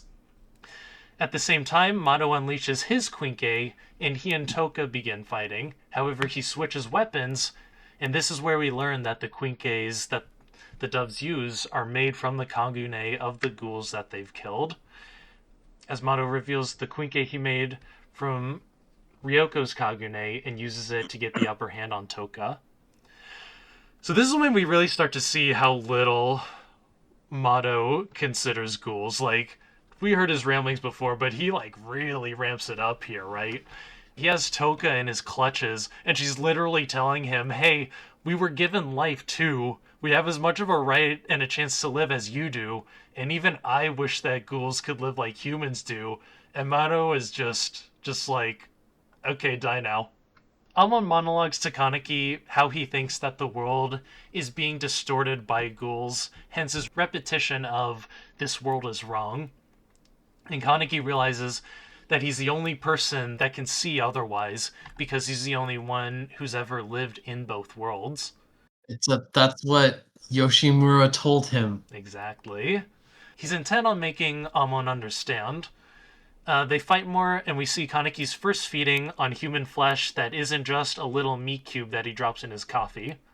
He unleashes his kagune and breaks Amon's quinke, then tells him to run, begging Amon not to make him a murderer. That's the big quote here that affects Amon is, please don't make me a murderer. Which I think in the anime he says, please don't make me become the monster you think I am. But regardless, it's a powerful line, right? So this is really the point that causes Amon to rethink what he knows about ghouls. Yeah. Flashpoint. Does he come back after this? Like, I know they have the funeral for Amon? the other guy, but yeah. Does he come back? Yes. He's a big character, especially in the second. Oh, I meant like before, like chapter 46. Oh. Like in that section, like he's like going through some stuff in the background. We see his flashback, right? We see the flashback to when he first became a ghoul investigator. And we see how he first became partners with Mado and how he came to respect Mado as a partner. Okay. So Hinami pulls a total Gohan move after seeing the kagune of both her parents being used by Mado and starts kicking his ass with her own kagune, which is a mixture of the two. It's a really cool mixture of the two. Cool because, genetics. Toka slits Mato's throat, and Mato dies in the despicable manner that we've come to see that he has. Like, despising ghouls. At this point, right, Toka looks at Mato's hand, and we see a wedding ring. So it's kind of is interesting. It's kind of like an indication that Mato has some kind of reason for why he has such a deep-seated hatred for ghouls. But the interesting part is that we never get to see it. Yeah, someone did marry Mato. I guess he's married to the game. He's married. That's all it is. He's married to his quinkes that he collects. The difference here is that we don't get to see the event that made him as hateful of ghouls as he is. And I think that's because we're not supposed to feel bad for him. Like, we're not supposed to sympathize with him. We're just supposed to see him as the bad guy that he's being portrayed as, which, he is. Later on, at Mato's memorial service, Amon recalls his first arriving at the CCG and the events that led him to trusting and respecting Mato as a partner instead of some crazy nut that likes to collect quinkes. The long and short of it is that Amon was overly trusting of an old lady, and Mato was not. Days later, Kaneki learns that Hide is developing good deductive reasoning skills, and also that Hiname is now living with Toka. I think we all kind of walked away from this arc sympathizing and understanding Amon more as a character. I mean, obviously because we all like him quite a bit, right? That's the end of the biggest arc in this batch of chapters, and from there on we move to the Gourmet Arc. We start off this arc by learning even more about Toka's relationship to humans. Her quote-unquote "some humans are friendly" line from before was in reference to her best friend Yoriko. Yoriko likes to cook, and Yoriko likes to cook specifically for her good friend Toka. No problem there. Nope, none at all.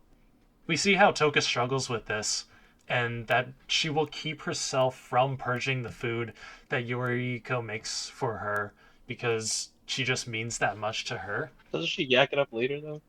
No, she doesn't yak it up later, and that it's kind of an impactful thing because it affects the fight against Tsukiyama later. Mm-hmm. Yeah, and you notice like she's physically ill when she's in the bathroom, and she's like, go down, don't throw it back up. Yeah, exactly. As we can see, our understanding of Toka continues to deepen. It's a pretty wholesome relationship that they have, right? We are then introduced to Hisoka from Hunter x Hunter. Oh, I'm sorry. I mean Shu Tsukiyama, i.e. the gourmet. Bruh. How many of you here have actually read Hunter x Hunter or watched it? I think we've all seen the anime. I've watched all of it. I've watched it, but I've not read it. I have read and watched all of it. Who do you guys think is creepier? Hisoka or Tsukiyama? Hisoka. I'm sorry. You think it's Hisoka? I agree that it's Hisoka because, Tsukiyama, he was grooming Kaneki, but, at least Kaneki wasn't a minor. Dude, I remember a panel no, where Kaneki is totally a minor. Looking at an ass, and I was like, oh my god. He's not. Kaneki he's a first-year college student. Oh wait, you're right. Oh, he is in college. Never mind. Okay. Yeah. Okay. Does anybody here really believe that freak gourmet wouldn't do this to a child? Is that really what we're... Like what? Guy, in a sexual way? No, this is way to eat them, bro. Well, he is readying his his thing, but that's different. Where Hisoka's is, I guess some people consider eating a sexual act in some capacity, but no, Hisoka, they literally have the beam saber of light when he is looking at Gon and Killua. Yeah. It's very much clearly sexual in nature, whereas with what's his face, Tsukiyama, it's more of just Tsukiyama. It's more of just it's I literally want to eat you because you smell delicious, and that's the world we live in. In different ways. Yeah, it is creepy and different. It is creepy in different ways. Definitely just a predator, and then Tsukiyama is literally just he's just obsessed and like I guess grotesque. He is obsessive. He is very obsessive. Hence, we really get to see that poke through as he's inhaling the handkerchief of Kaneki's blood. It's like that was like he let his freak show a little bit. We're introduced to him through his harmless entering of a woman's window and harmlessly complimenting on her eyes. It's all harmless, guys. We move to Yomo, deciding to help train Toko and Kaneki in their fighting abilities, but can tell that Toka is moving slower from all the human food that she keeps eating.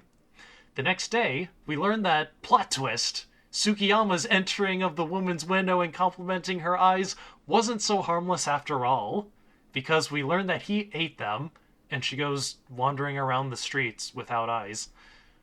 Upon entering Onteku through the door, not the window, he takes a curious liking to Kaneki because of his scent.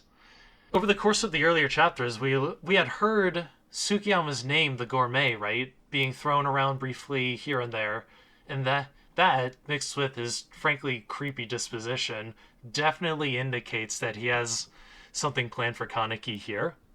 Like, I don't think any of us could see his grooming of Kaneki and think that it's, anything but grooming.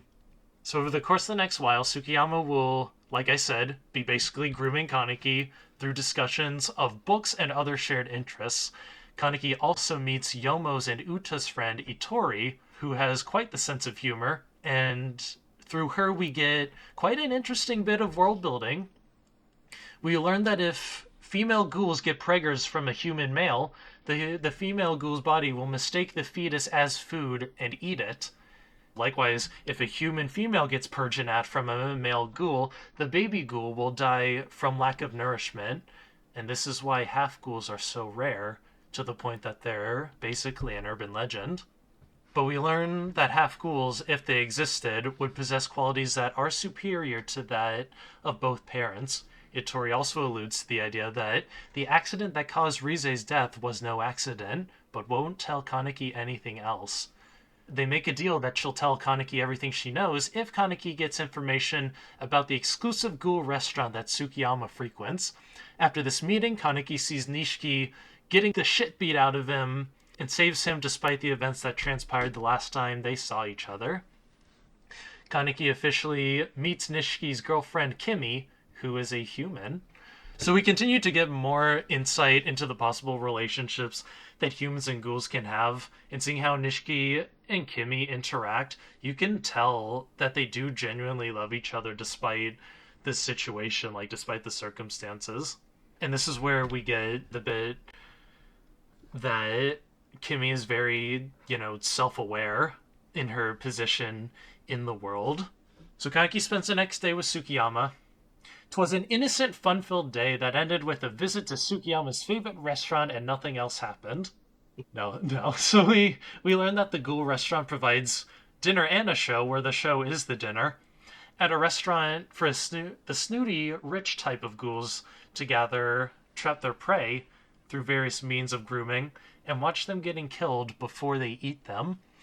Though Kaneki manages to put up a good fight, pulling all the knowledge he's gained from Tokoyoma and the books he's read, he very nearly falls victim to the butcher. However, upon seeing that Kaneki is a half-ghoul, Tsukiyama steps in for the save, as he wants to save Kaneki all for himself to eat.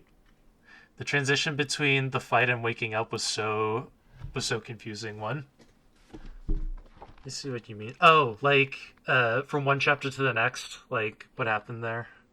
Yeah, I guess so. It is kind of abruptly with it's like he saves Kaneki and then it's just like an immediate pan out.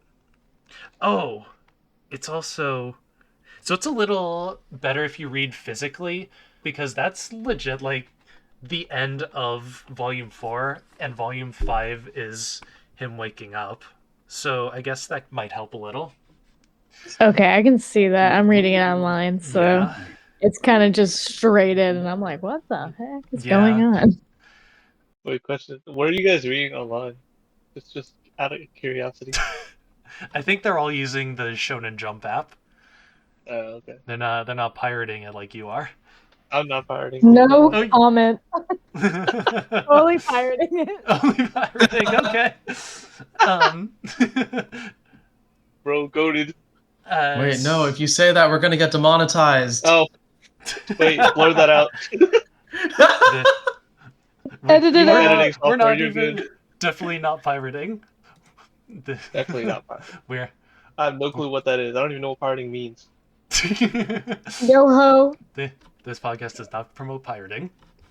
Oh, I do gotta get going, so. Oh, right now? I'll see you guys. Yeah, Helen's class ends at 8:20, and I have the car. Oh, okay. Yeah, go ahead. Bye, Catch you Lizzy. later. See you ya. next time. Catch ya. See ya. Yep. Yeah. Sukiyama wants Kaneki all to himself to eat, and that time comes when he sends Kaneki a letter saying that he kidnapped Kimi.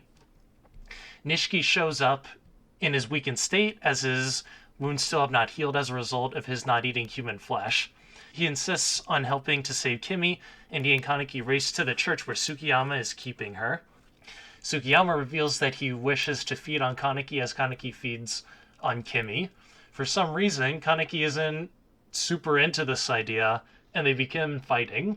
Kaneki gets his ass handed to him, but luckily Toka heard his conversation with Nishiki earlier, and once again swoops in for the save. That marks, 4 or 5 times now that Toka's saved Kaneki's ass?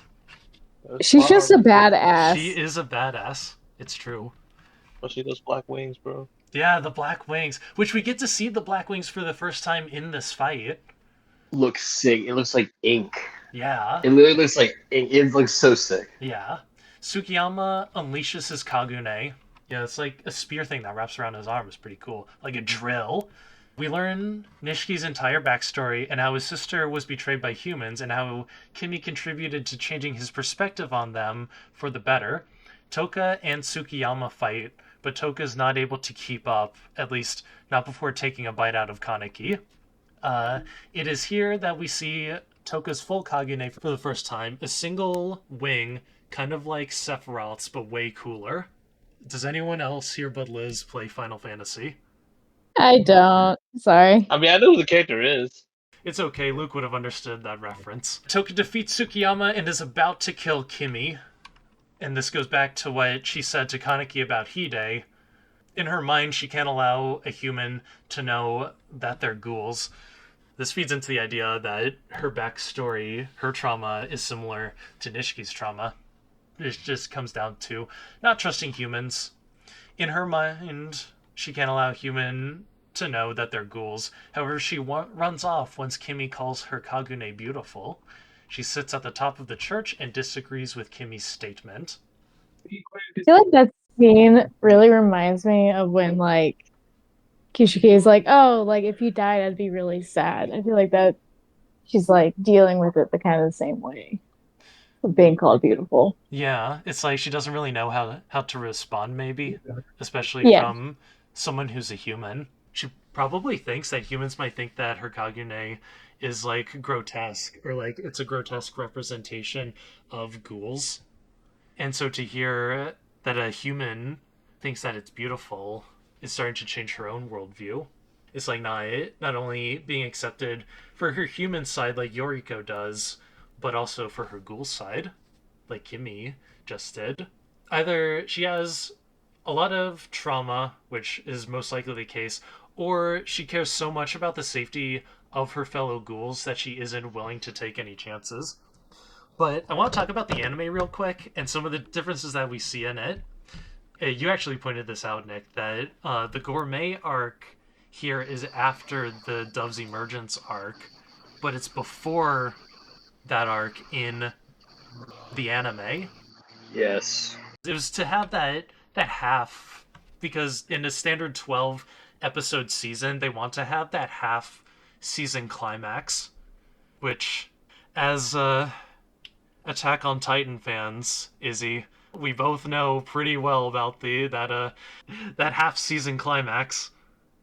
That season lasted forever. Yeah, final season part 3. Bro, so many parts. Oh yeah.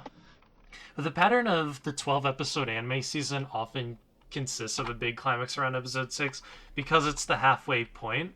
And it's like, not only that, but I noticed that when an anime begins, right, we often have a batch of episodes that are more like episodic type stories, and it's for the purpose of building the world up and learning more about it and like the systems that we're dealing with. But after we get through that is when we get to the big event arcs that we're waiting for. I like to use JJK as an example for this. It's like, you know, it starts out episodic. Izzy, you've seen JJK, right? No, I haven't. Oh, okay. Well, so it starts out episodic, mostly lighthearted, fun, maybe a little mini arcs like the one we see David and Nick with Junpei. But then it ramps up a little, right? We get the Kyoto. It kind of just went from like small missions to like actually jumping into the full story. Yeah, and like Naruto's the same way, like like it's kind of. Naruto is interesting because it's in a system that's kind of inherently built to be that way, because they acknowledge that these beginner missions that they're on are like akin to saving a cat out of a tree before we get to, you know, the really big stuff. Yeah, then you get the trauma. Yeah, all the trauma. Mission.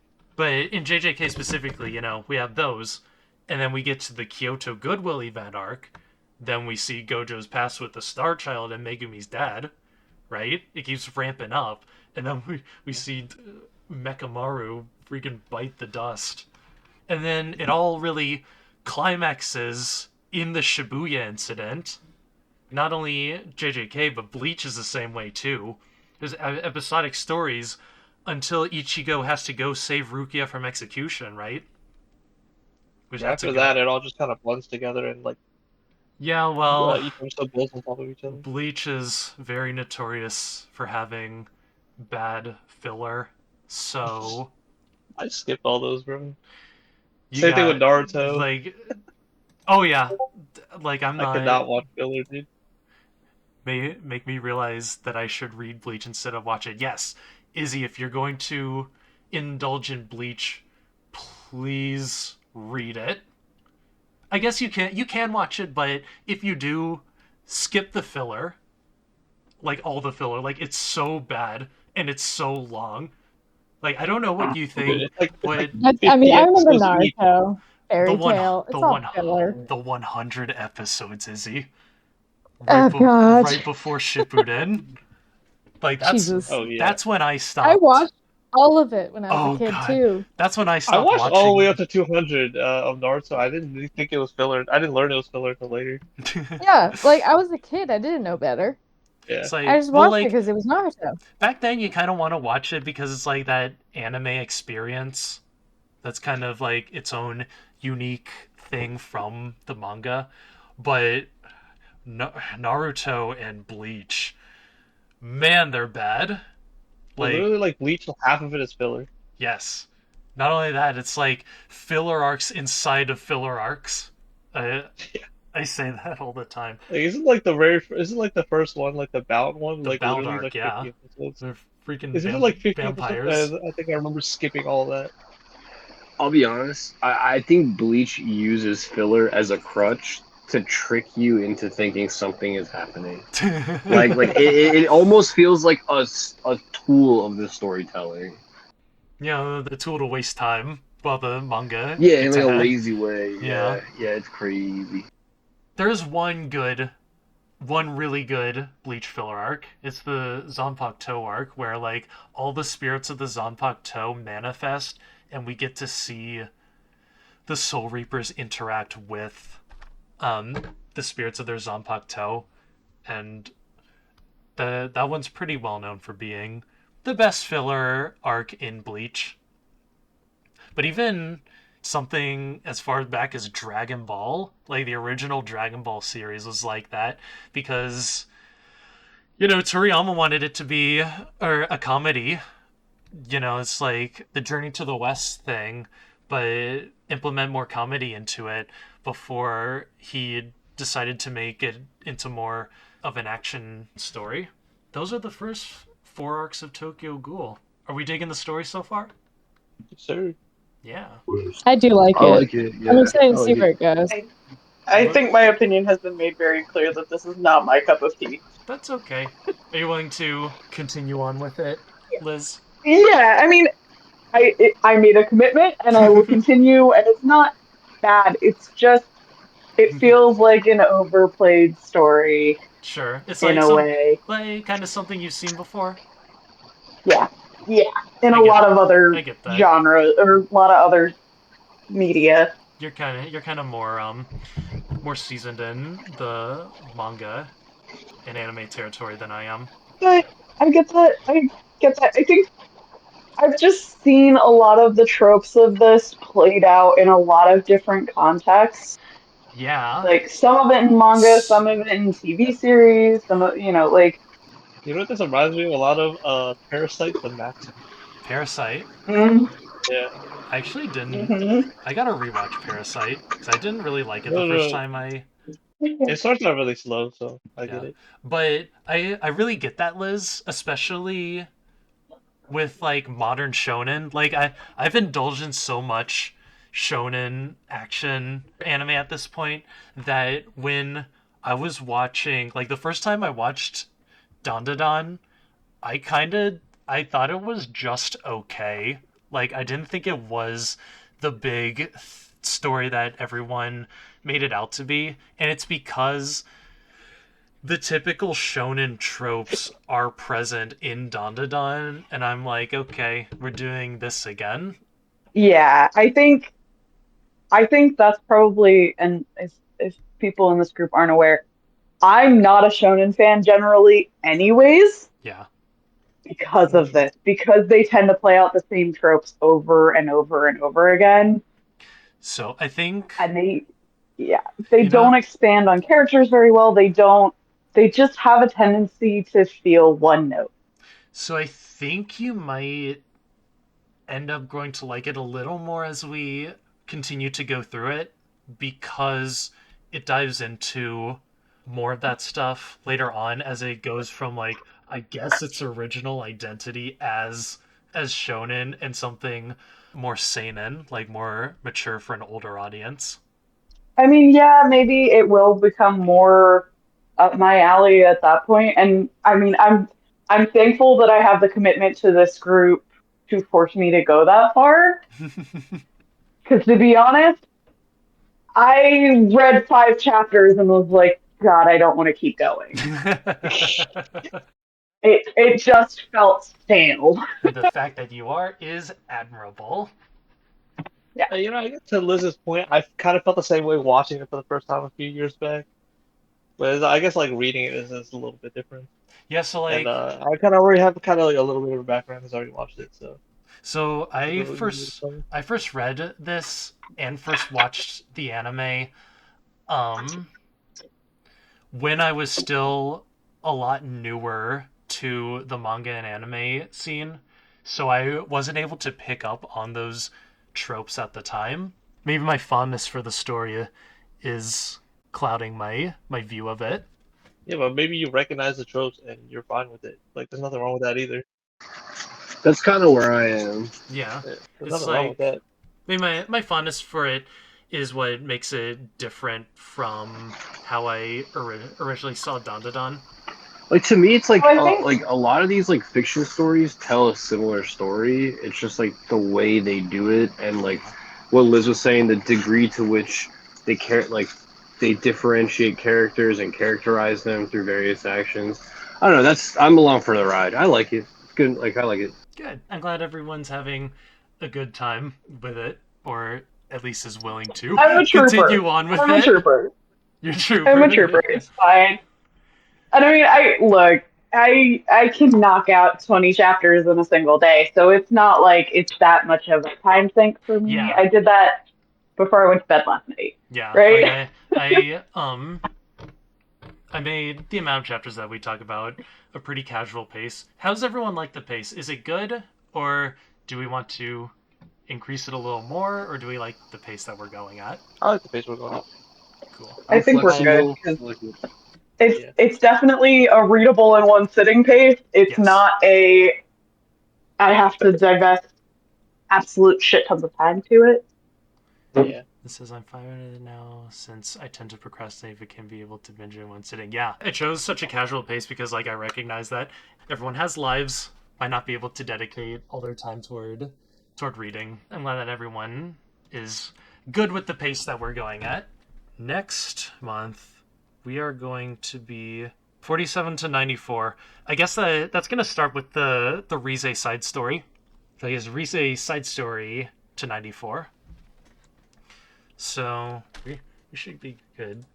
And hey, I appreciate everyone coming and talking about this with me. I'm glad everyone. Thank you for hosting it, dude. Yes, And sir, going through the bro. work of. I'm glad everyone had a good time. Yeah, And this is fun. Yeah. Dark guy. Thank you, sir. Have a good night, everybody. Yeah. Bye. Have a good night, everyone. Happy reading. Good night.